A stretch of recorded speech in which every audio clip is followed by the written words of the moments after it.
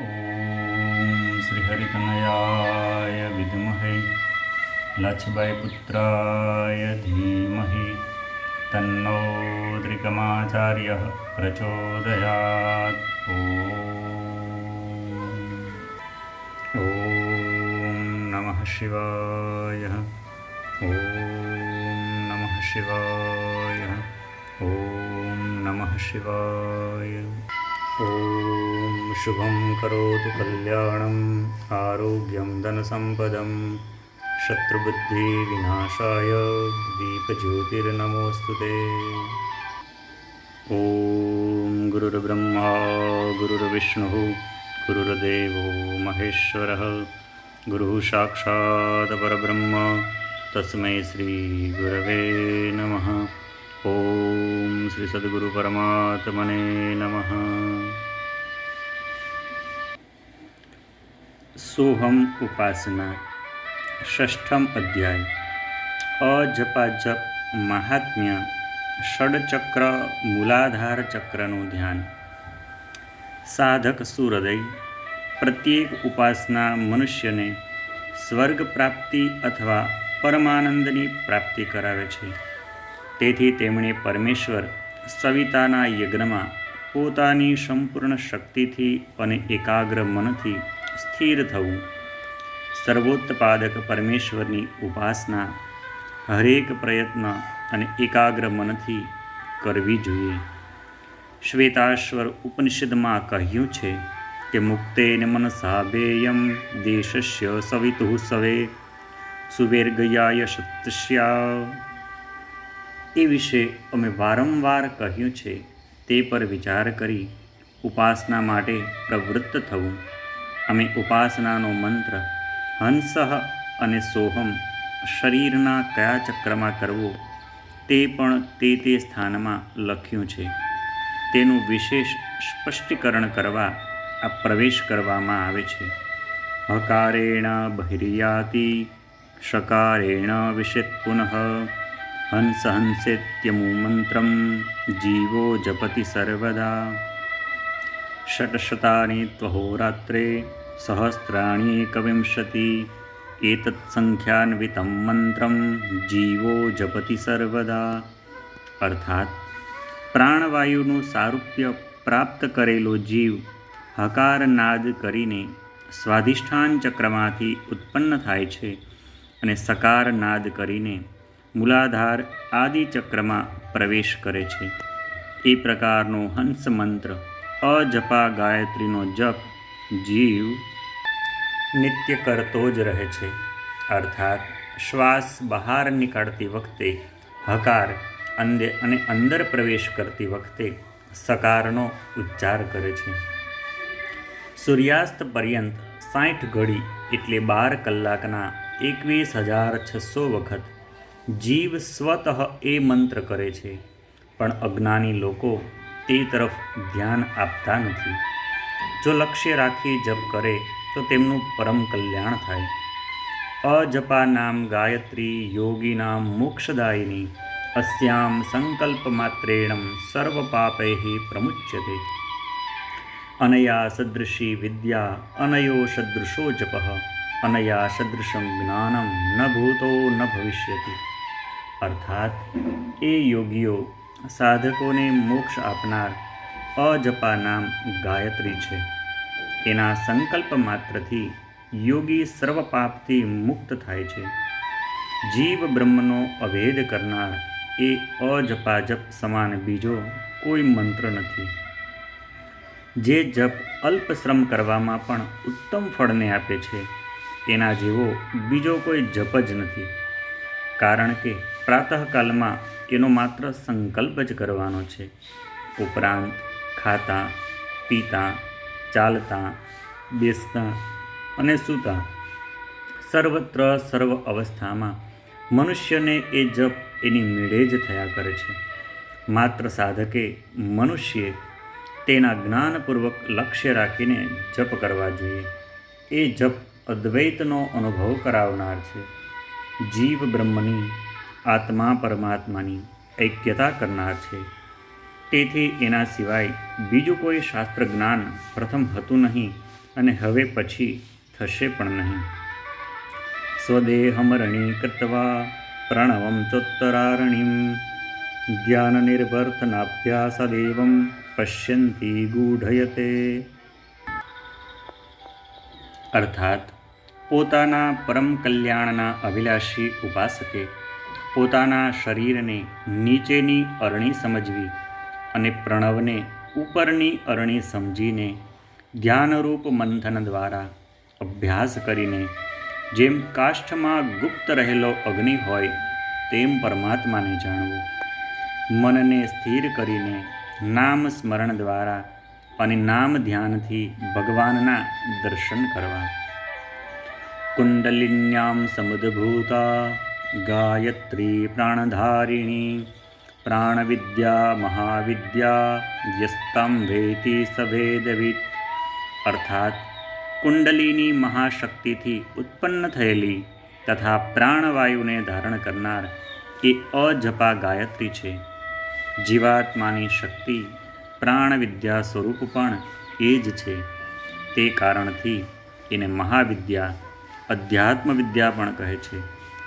એને જે યોગી સાધક ઓળખી શકે છે તે જ યોગાભ્યાસનું યથાર્થ તત્વ જાણે છે. હકારેણ બહિર્યાત સકારેણ વિશિત પુનઃ ષટશતાનિ દિવારાત્રો સહસ્ત્રેણ્યેકવિંશતિ અજપા નામ ગાયત્રી જીવો જપતિ સર્વદા. કેરંડ સંહિતા શ્લોક 84. અર્થાત જ્યારે શ્વાસ પવન શરીરમાંથી બહાર નીકળે તે વખતે હમ એ વર્ણનો ઉચ્ચાર કરે છે અને જ્યારે શ્વાસ શરીરની અંદર પ્રવેશ કરે છે ત્યારે સહ એ વર્ણ બોલી શકાય છે. એ બંને વર્ણ 21,600 વખત રાત દિવસ મળીને બોલાય છે. અર્થાત એટલા શ્વાસ લેવામાં આવે છે.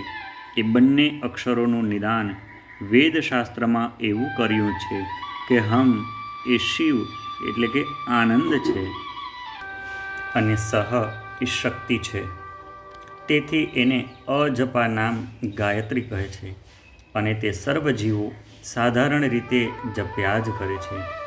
સાક્ષી પૂર્ણ એકરસ સચ્ચિદાનંદ સ્વરૂપ સોહમ બ્રહ્મ પરમાત્મા ગુરુ ઈશ્વર શ્રુતિરૂપ જાકી મહિમાનિત ભજે વેદ શારદાશેષ સોહમ બ્રહ્મ પરમાત્મા ભેદ બ્રહ્મ નહીં લેશ જો શબ્દ બ્રહ્મ કો સુરત લગાય ટટોલે ઓમ સોહમ સોહમ સોહમ બોલે चट पवन पे तीनों लोक में हंसा डोले ज्यों चक्रवेदे दशम द्वार को खोले इस देश में हंसा परमहंस बन जावे फिर उसका पूर्ण ब्रह्म साफ दिखलावे अभ्यासानंतरम कुर्याद गच्छस्तिष्ठ स्वपन्नपि चिंतनम हंस मंत्रस्य योग सिद्धिकरम परम.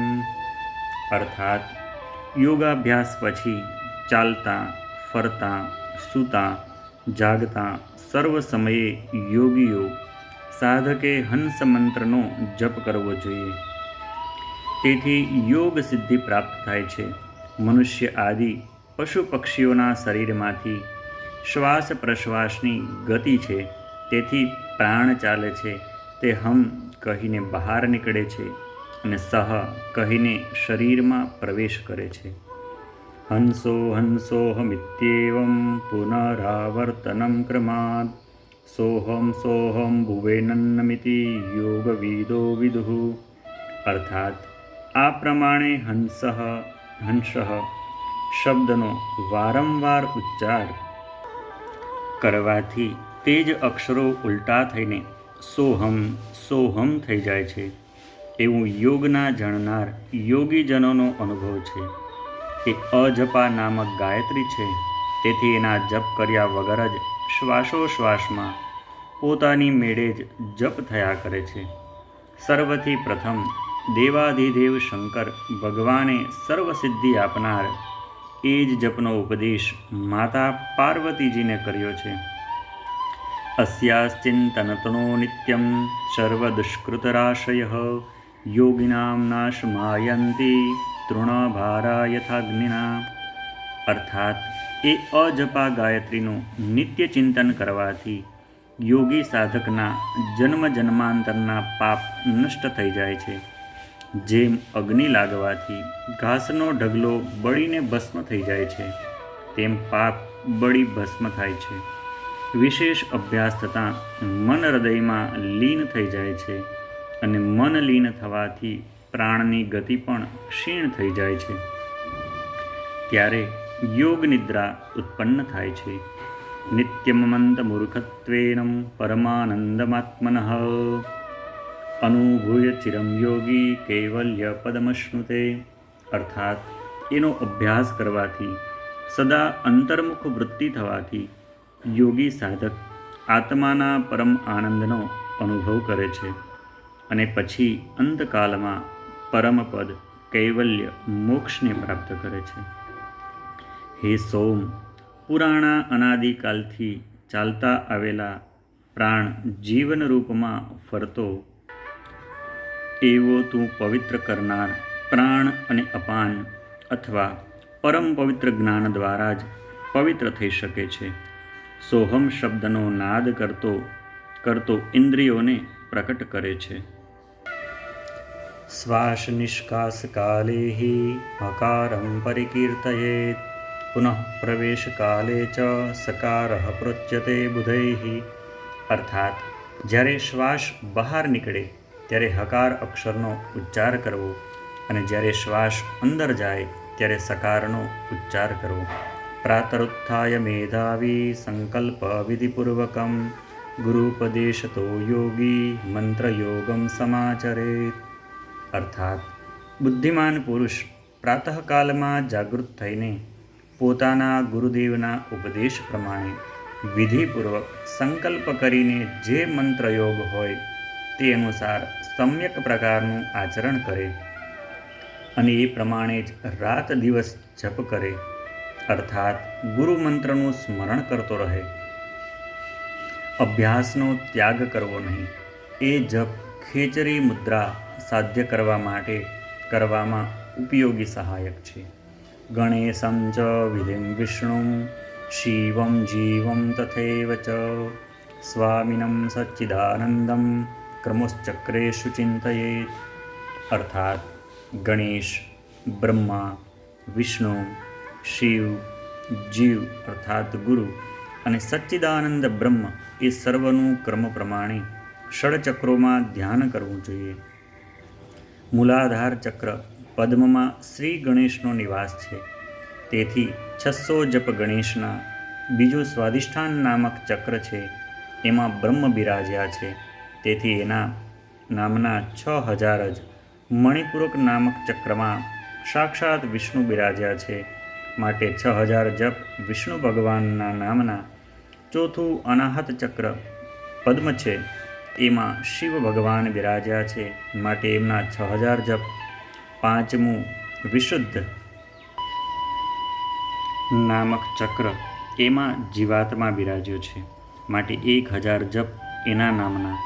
છઠ્ઠું આજ્ઞા ચક્ર છે, એમાં શ્રી ગુરુ બિરાજ્યા છે અને એમાં સાક્ષાત સચ્ચિદાનંદનો નિવાસ છે અને તેથી સર્વથી ઉપર આકાશ છે, તેમાં બિરાજે છે, માટે 1000 જપ શ્રી ગુરુદેવના નામના અને 1000 જપ પરમાત્મા જ બ્રહ્મ છે એમના નામના પ્રતિદિન કરી તેમને જ સમર્પણ કરવા જોઈએ.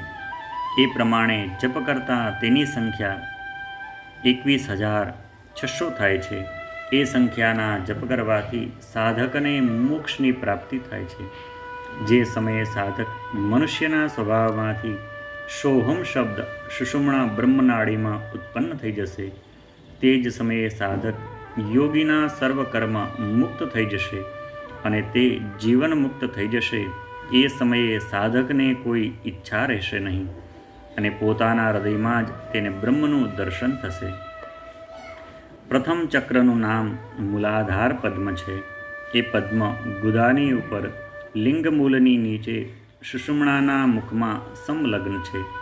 અર્થાત કંદ અને સુષુમ્ણાના સંધિ સ્થાનમાં એની સ્થિતિ છે.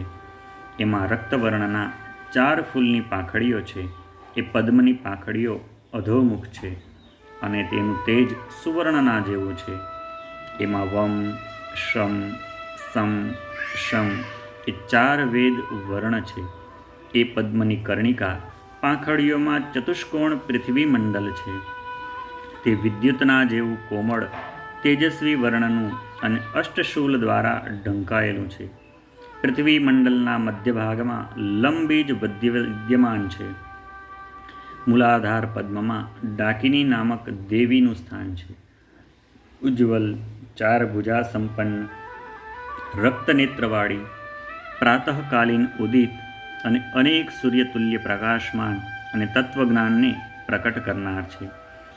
દ્વિતીય સાધિષ્ઠાન ચક્ર લિંગ મૂલમાં રહેલું છે.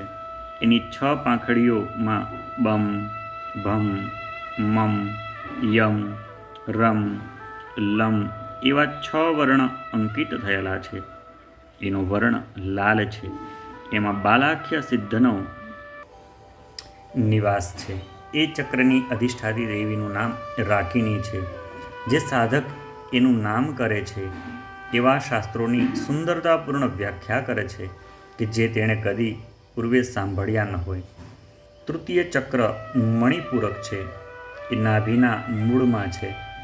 એમાં ડમ, ઢમ, હણમ, તમ, થમ, દમ, ધમ, નમ, પમ, ફમ એવા 10 સુવર્ણમય વર્ણ એની પાંખડીઓ વડે શોભાયમાન થઈ રહ્યા છે.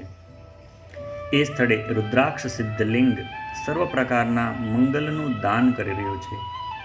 એ સ્થળે ધાર્મિક લાકિની દેવી બિરાજી રહ્યા છે. ચોથું અનાહત ચક્ર એ હૃદયમાં સ્થિત છે. એમાં કમ, ખમ, ગમ, ઘમ, જ્ઞુમ, ચમ, છમ, જમ, ઝમ, ટમ અને ઠમ એ 12 અક્ષર અતિ પ્રસન્નતાનું સ્થાન છે. એ સ્થાનમાં યમ એ વાયુ બીજની સ્થિતિ છે. એ અનાહત પદ્મમાં અતિ તેજસ્વી રક્તવર્ણના બાણલિંગનું નિવાસસ્થાન છે. અને પિનાકી નામક સિદ્ધલિંગ અને કાકિની નામક અધિષ્ઠાત્રી દેવી ત્યાં સ્થિત છે. હૃતપદ્મના મધ્યમાં જે સાધક એ ચક્રનું ધ્યાન કરે છે, દેવાંગનાઓ સદા તેમની સેવા કરવા તત્પર રહે છે. પંચમ વિશુદ્ધ ચક્ર એ કંઠમાં સ્થિત છે. એનો વર્ણ રંગ સુવર્ણ જેવો મનોહર છે. એની પાંખડીઓમાં અમ, આમ, ઈમ, ઈમ, ઉમ, ઉમ, રમ, રમ, લૃમ, લૃમ, એમ, ઐમ, ઓમ, ઓમ, અમ, અહ એ 16 વર્ણ અક્ષરો સુશોભિત થઈ રહ્યા છે. એ પદ્મમાં ચગ્વાંડ નામક સિદ્ધ અને ચાકિની નામક દેવીનો વાસ છે. જે મનુષ્ય સાધક એ ચક્રનું નિત્ય ધ્યાન કરે છે તે સંસારમાં મહાન વિદ્વાન અને યોગીશ્વર કહેવાય છે. છઠ્ઠું આજ્ઞા ચક્ર એ બંને ભ્રમરો ભ્રૂની વચમાં સ્થિત છે. એનો વર્ણ શુભ્ર એટલે કે શ્વેત રંગ છે. એના 2 દલ 2 પાંખડીઓમાં હમ અને ક્ષમ એ 2 અક્ષરો અંકિત થયેલા છે. શુક્લ નામક મહાકાલ એ પદ્મના સિદ્ધ લિંગ અને હાકિની નામક મહાશક્તિ એ ચક્રની અધિષ્ઠાત્રી દેવી છે. એ પદ્મમાં શરદ ઋતુના ચક્રની પેઠે નિર્મળ અક્ષર ઠમ બીજ પ્રકાશિત થઈ રહ્યું છે. એના સાધનથી પરમહંસ પુરુષો કદી પણ અપ્રસન્નતા પ્રાપ્ત કરતા નથી. આજ્ઞા ચક્રનું મહાત્મ્ય તત્વદર્શી ઋષિઓએ શાસ્ત્રમાં બહુ પ્રકારે વર્ણવ્યું છે. જે સાધક મનુષ્ય આજ્ઞા ચક્રમાં મન સ્થાપન કરીને ધારણાનો અભ્યાસ ધ્યાન કરે છે તે પોતાના સર્વ પ્રકારના વાસના બંધનોને છિન્ન ભિન્ન કરીને પરમાનંદ પ્રાપ્ત કરે છે. મૂલાધાર, સ્વાધિષ્ઠાન, મણિપૂરક, અનાહત, વિશુદ્ધ એ ચક્રોના ધ્યાનમાં જે પૃથક ફળ શાસ્ત્રમાં વર્ણવ્યું છે તે સર્વ ફળ કેવળ આજ્ઞા ચક્ર ભ્રુકુટીમાં ધ્યાન કરવાથી પ્રાપ્ત થાય છે. તેથી એ ચક્ર વિશે સર્વથી શ્રેષ્ઠ છે. શ્રી કૃષ્ણ ભગવાને ગીતાજીમાં કહ્યું છે કે મહર્ષિણામ ભૃગુરહમ ગિરામસ્યેકમક્ષરમ યજ્ઞાનામ જપ યજ્ઞોસ્મિ સ્થાવરાણામ હિમાલય. શ્રીમદ ભગવદ્ ગીતા અધ્યાય 10 શ્લોક 25. અર્થાત, હે અર્જુન, હું મહર્ષિઓમાં ભૃગુ અને એક અક્ષર અર્થાત ઓમકાર છું તથા સર્વ પ્રકારના યજ્ઞોમાં જપ યજ્ઞ અને સ્થિર રહેનારમાં હિમાલય પહાડ છું. અપામ સમીપે નિયતો નિત્યેકમ વિધિમાં સ્થિત સાવિત્રીમપ્યધીતમ ગત્વા રણ્યમ સમાહિત. મનુસ્મૃતિ. અર્થાત, જંગલમાં અર્થાત એકાંતમાં સાવધાન થઈને, જળના સમીપ સ્થિત થઈને, નિત્ય કર્મ કરતા રહીને, સાવિત્રી અર્થાત ગાયત્રી મંત્રનો જપ, તેના અર્થ જ્ઞાન સહિત ઉચ્ચાર કરવો અને તે અનુસાર આચરણ રાખવું, પરંતુ એ જપ સદા મનમાં જ કરવો ઉચિત છે. એકાક્ષરમ પરમ બ્રહ્મ પ્રાણાયામઃ પરમ તપઃ સાવિત્ર્યાસ્તુ પરમ નાસ્તિ મૌનાત સત્યમ વિશિષ્યતે. ક્ષરંતિ સર્વા વૈદિક્યો જુહોતિ યજતિ ક્રિયા અક્ષરમ દુષ્કરમ જ્ઞેયમ બ્રહ્મ ચૈવ પ્રજાપતિ. અર્થાત, એ ઓમ એક અક્ષર પરબ્રહ્મનો વાચક છે અને પ્રાણાયામ કરવા એ મોટું તપ છે. ગાયત્રી મંત્ર કરતાં બીજો કોઈ શ્રેષ્ઠ મંત્ર નથી. મૌન કરતાં શ્રેષ્ઠ ભાષણ કરવું એ શ્રેષ્ઠ છે. સંપૂર્ણ વેદ વિહિત ક્રિયા યજ્ઞયાગાદિ નાશવાન છે, પરંતુ કઠિનતાથી સમજાય એવો પ્રજાપતિ બ્રહ્મનો પ્રતિપાદક એક અક્ષર ઓમ અવિનાશી છે. સાધક બંધુ, અંતમાં અમારે ગીતાજીમાં લખેલો એક જ મંત્ર સર્વને સંભળાવવાનો છે. તે એ છે કે યમ યમ વાપી સ્મરન ભાવમ ત્યજ્યત્યજ્યંતે ક્લેવરમ તમ તમૈવેતિ કૌન્તેયમ સદા તદભાવભાવિઃ. અર્થાત, હે કુંતીપુત્ર અર્જુન, જે ભાવનાઓનું સ્મરણ કરતાં કરતાં મનુષ્ય અંતકાળે શરીરનો ત્યાગ કરે છે તેવી જ તેની ગતિ થાય છે. અર્થાત, તેવો જ તેનો જન્મ થાય છે. કારણ કે સદા સર્વદા જે ભાવના, જે વિષયનું મનુષ્ય ચિંતન કરે છે તેનું જ તેને અંતકાળે પણ સ્મરણ રહે છે. માટે જે મનુષ્ય પરમાત્માનું ચિંતન કરવાની ટેવ રાખે છે તેનું મન અંતકાળે પણ પરમાત્માની જ ભાવના કરે છે. માટે સાધક બંધુ, તમે યુવાવસ્થાથી જ પરબ્રહ્મ પરમાત્માનું સ્મરણ કરવાની ટેવ રાખો, એટલે વૃદ્ધાવસ્થામાં પણ તેવી જ ટેવ અર્થાત ભાવના રહેશે અને અંતકાળે પણ તે જ પરમાત્મામાં તમારું ચિત્ત ઓતપ્રોત થઈ રહેશે, એટલે સદગતિને જ પ્રાપ્ત થશે. ઓમ નમઃ શિવાય. ઓમ નમઃ શિવાય. ઓમ નમઃ શિવાય.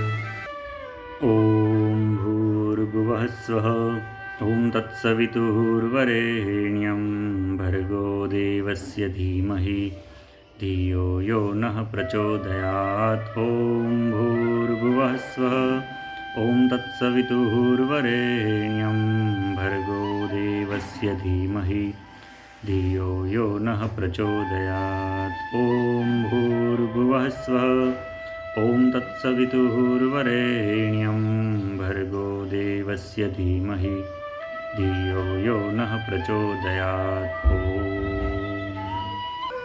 ઓમ શ્રીહરિતનયાય વિદ્મહે લક્ષ્મણપુત્રાય ધીમહિ તન્નો ત્રિકમાચાર્યઃ પ્રચોદયાત. ઓમ